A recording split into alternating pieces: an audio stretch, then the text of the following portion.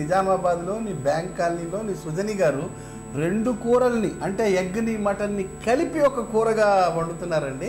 అంటే ఎగ్ కైమా కర్రీ చేస్తున్నారు మనకి. అంటే 2 నాన్ వెజ్ ఐటెంలు కలిపి ఒకే రోజు తినిపిస్తున్నారు, ఒకే పూటలో. అమ్మ దీనికి ఏ పదార్థాలు వాడతారు, ఎలా చేస్తారు? ఎగ్ కీమా కర్రీ తయారు చేయడానికి కావలసిన పదార్థాలు: కోడిగుడ్లు, మటన్ కైమా, ఉల్లిపాయ ముక్కలు, ధనియాల పొడి, కారం, కొత్తిమీర, పచ్చిమిర్చి ముక్కలు, కరివేపాకు, పసుపు, అల్లం వెల్లుల్లి పేస్ట్, జీలకర్ర, శనగపప్పు, ఆవాలు, garam masala powder, corn powder, చింతపండు రసం, ఉప్పు, ఆయిల్. చేయండి అమ్మ. ముందుగా స్టవ్ వెలిగించుకొని ఆయిల్ తీసుకోవాలి. ఓకే. ఈ ఆయిల్ వేడెక్కే లోపల అంటే కాగే లోపల మనం తయారు చేసి పెట్టుకున్న కీమా కూరని బాల్స్ లాగా తయారు చేసి ఒక ప్లేట్లో పెట్టుకోవాలి.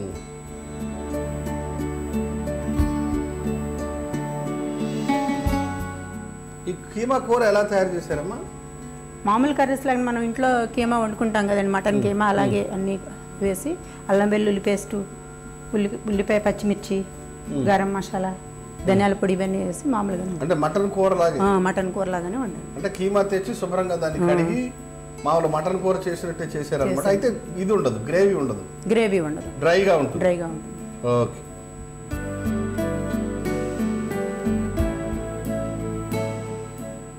ఓకే, కీమా బాల్స్ తయారైపోయాయి. నెక్స్ట్ ఏంటమ్మా? ఇప్పుడు ఎగ్ కొట్టి దాంట్లో వైట్ సొన్న మాత్రమే వేయాలి. ఓకే. వేసి దాంట్లో కార్న్ పౌడర్ వేసి కలపాలి, 2 మిక్స్ చేసి ఈ బాల్స్ కి కోటింగ్ వేసి అప్పుడు డీప్ ఫ్రై చేయాలి. ఓహోహో, రైట్, చేయండి అమ్మా.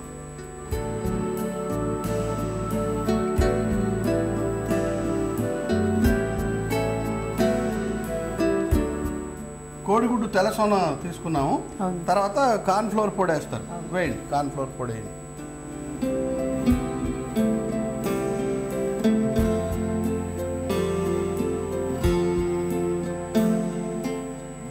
కీమా బాల్స్ వాటిలో ముంచి ఫ్రై చేయాలి, డీప్ ఫ్రై చేయండి.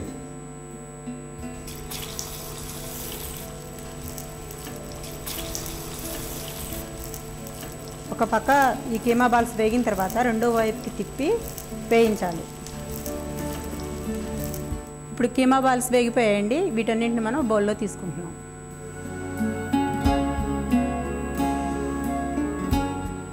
బాల్స్ తయారైపోయామ్మా.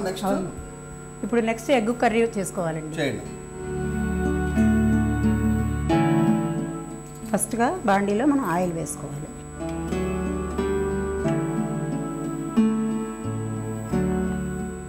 మనం ఓకే, ఆయిల్ వేసాము, తర్వాత జీలకర్ర, ఆవాలు ఫస్ట్. ఆవాలకి 7 పొరలు ఉంటాయట, అందుకని మొట్టమొదటి వేస్తారండి. శనగపప్పు వేస్తాం.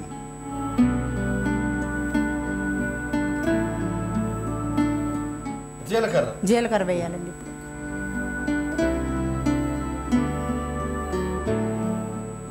జీలకర్ర, ఆవాలు, శనగపప్పు వేగింది కదండి. ఇప్పుడు కరివేపాకు వేస్తున్నాను, ఉల్లిపాయలు వేస్తున్నానండి. ఉల్లిపాయలు వేస్తే ఈ కరివేపాకు చిట్టుపట్లు ఆగుతాయండి.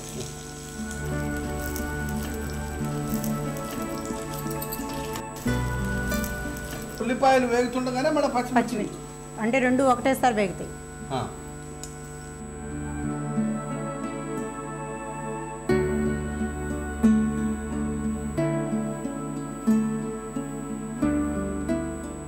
ఓకే, ఇది వేగిన తర్వాత ఇంకా చింతపండు పులుసు కూడా ఉంటుంది. చింతపండు పులుసు కూడా ఉందండి. తర్వాత కర్రీ చేస్తారు.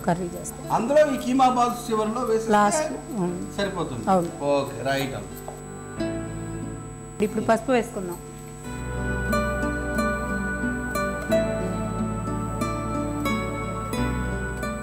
బాయిల్ చేసి పెట్టుకునే ఎగ్స్ని వేస్తున్నాను.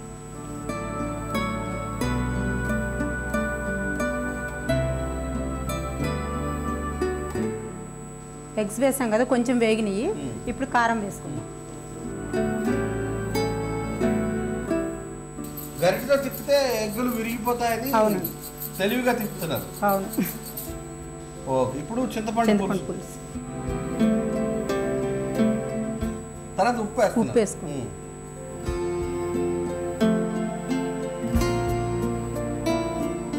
ఓకే, మొత్తానికి ఉప్పు వేసామండి. ఇప్పుడు అల్లం వెల్లుల్లి పేస్ట్.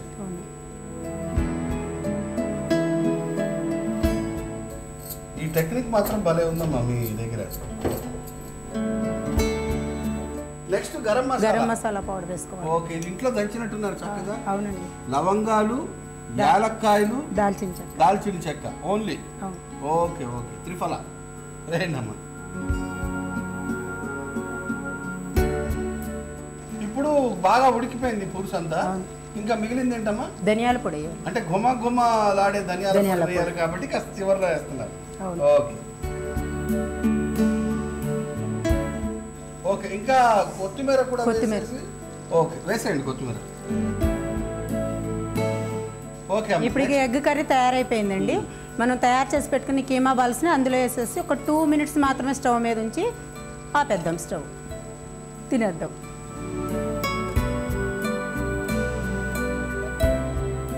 ఇప్పుడు ఈ ఎగ్ కూరలో కీమా బాల్స్ వేసాం కదా, ఒకసారి కలిపేసి ఇంకా తీసేయచ్చు. స్టవ్ ఆఫ్ చేసేస్తున్నాను. ఓకే, అయిపోయిందమ్మా. అయిపోయింది. Very nice.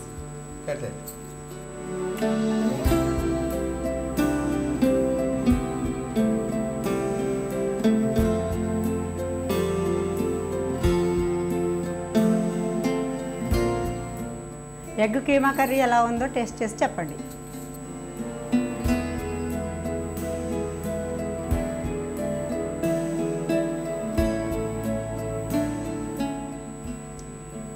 ఆహా,